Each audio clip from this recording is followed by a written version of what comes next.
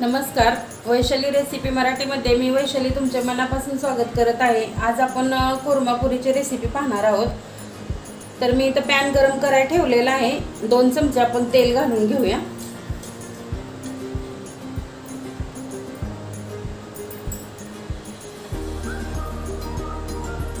तेल गरम झालेलं आहे, ह्याच्यात पहिल्यांदा जिरे टाकूया। थोडासा गॅस वाढवू आपण।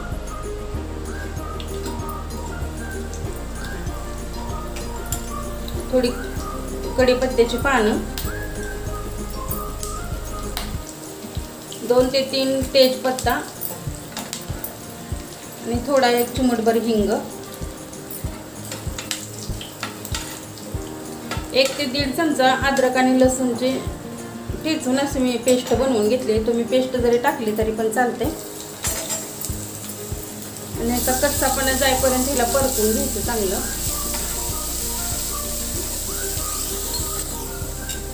कांदा टाकूया ह्याच्यात।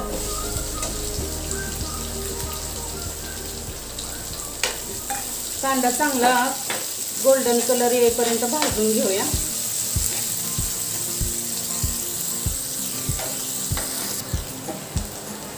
कांदा भाजत आलेला आहे, आता ह्याच्यात टोमॅटो टाकून घेऊया।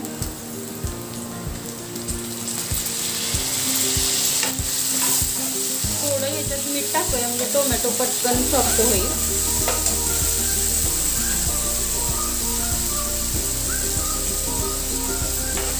आणि 2 ते 3 मिनिटं नाही चांगलं परतून घेऊया। मी तर 2 कांदे मिडियम साईजचे कट करून घेतलेले होते आणि 1 मोठा टोमॅटो घेतलेला होता। जर लहान साईजचा असतील तर 2 टोमॅटो घ्या। बारीक कट करून घ्यायचे म्हणजे पटकन चांगले परतले जातात।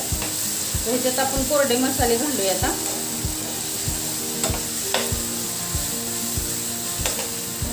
अर्धा चमचा हळद, गॅस थोडा कमी करूया। धना पावडर 1 चमचा आहे, गरम मसाला, कश्मीरी चिली पावडर 1 चमचा आणि कांदा लसूण 1 चमचा। तिखट तुम्ही तुमच्या अंदाजानुसार कमी जास्त करू शकता। हे सगळं मिक्स करून घ्यायचं। 1-2 मिनिटे ह्याला परतून घेऊया आपण। मसाला चांगला आपला परतलेला आहे। ह्याच्यात आता कसुरी मेथी थोडी घालायची, हातावर क्रश करून घ्यायचे आणि मिक्स करूया। आता ह्याच्यात आपण भाज्या घालून घेणार आहोत। तर मी इथं वाटीचं माप केलेलं आहे। 1 वाटी फ्लावर घेतलाय, स्वच्छ धुवून घेतलेला आहे सगळ्या भाज्या। 1 वाटी वटाणा, वल्ला वटाणा आहे हा, शिमला मिरची 1 वाटी आणि बटाटा 1 वाटी। 2 छोटे छोटे बटाटे चिरून नंतर पाण्यात ठेवलेले होते। तर हे सगळे एकत्र मिक्स करूया। भाज्या मिक्स झालेल्या आहेत। तर वल्ल खोबरं आहे का नाही, त्याचा अर्ध्या नारळातला पण अर्धा तुकडा घेतलेला आहे मी आणि ते पाठीमागचा भाग काढून खिसून पेस्ट केली तयार याची। तरी आपण ओतून घेऊया। चांगलं मिक्स करूया। 10 ते 12 काजू भिजत घातलेले होते, त्याची पण पेस्ट तयार केलेली आहे, ती पण ओतूया ह्याच्यात। एक चांगले 3 ते 4 मिनिटं ह्याला परतून घेऊया चांगले। एका टोपात मी पाणी गरम करून घेतलेलं आहे। तर हे पाणी आपण ह्याच्यात घालून घेऊया। जेवढं तुम्हाला पाहिजे तेवढं पातळ तुम्ही बनवू शकता। हे मी 4 जणांसाठी बनवलेलं आहे। तर आता 10 ते 15 मिनिटं याला चांगलं शिजवून घेऊया आपण भाज्यांना। या मीठ टाकूया।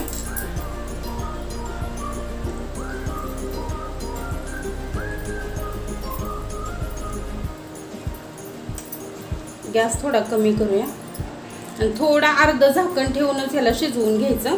पूर्ण नाही झाकलं तरी चालते।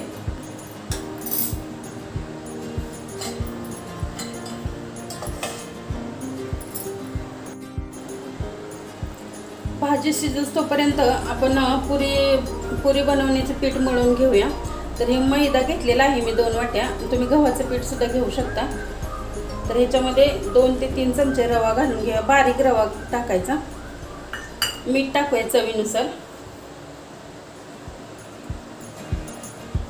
आणि तेल टाकायचे. 1-2 चमचे तेल ह्याच्यामध्ये टाकायचं आणि सगळं मिक्स करून घेऊया. मिक्स करून झालेला आहे. तर याचा घट्ट असा गोळा तयार करायचा. पीठ जेवढं घट्ट मळता येईल तेवढं मळायचं, कारण जास्त पाणी म्हणजे पातळ जर मळलं तुम्ही तर त्याच्यात तेल जास्त जाऊ शकतं. त्यामुळे घट्ट असा गोळा तयार करूया. पीठ मळून झालेलं आहे. थोडंसं ह्याला तेल लावून घेऊया.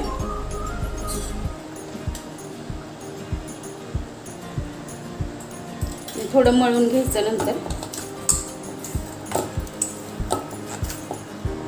10 मिनिटासाठी का नाही आपण हे झाकून ठेवूया. 10 ते 15 मिनिटं झालेले आहेत. आपण आता झाकण काढूया साईडला.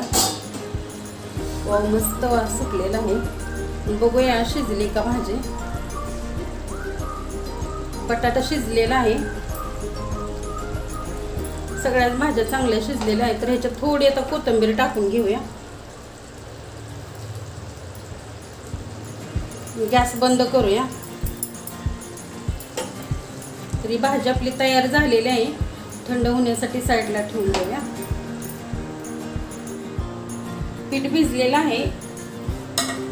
आपण ह्याच्यातला एक छोटा गोळा काढूया. पुऱ्या लाटून घेऊया. या मापाचा गोळा घ्यायचा आणि पिठामध्ये असा डिप करून घ्यायचा. एकाच अशी साईडनं पुरी लाटायची. जास्त जाड आणि जास्त पातळ नाही लाटायची. फिरवून फिरवून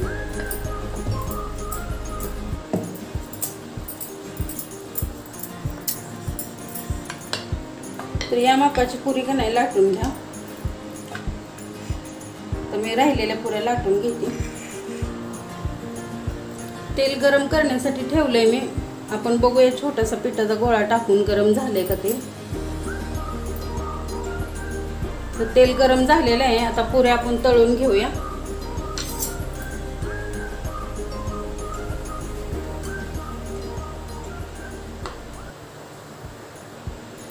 तर एक एक पुरी सोडून घेऊया आपण.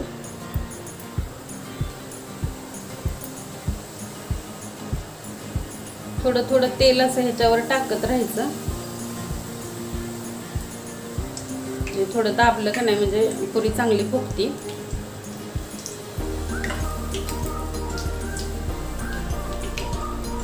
पलटी करूया.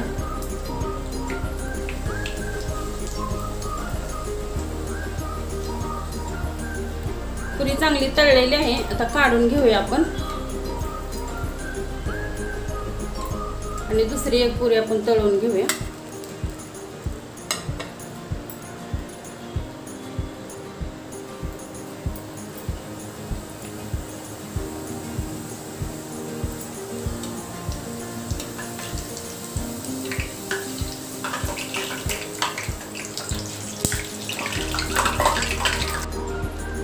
तर अशा प्रकारे आपली कोरमापुरी तयार झालेली आहे. तुम्ही पाहू शकता एकदम साधी आणि सोपी रेसिपी आहे. नक्की ट्राय करा आणि कमेंट करून सांगा तुमची रेसिपी कशी बनली आहे ती. आणि माझा जर व्हिडिओ तुम्हाला आवडत असेल तर चॅनलला लाईक करा, शेअर करा आणि वैशाली रेसिपी मराठीला सबस्क्राईब करायला विसरू नका. धन्यवाद.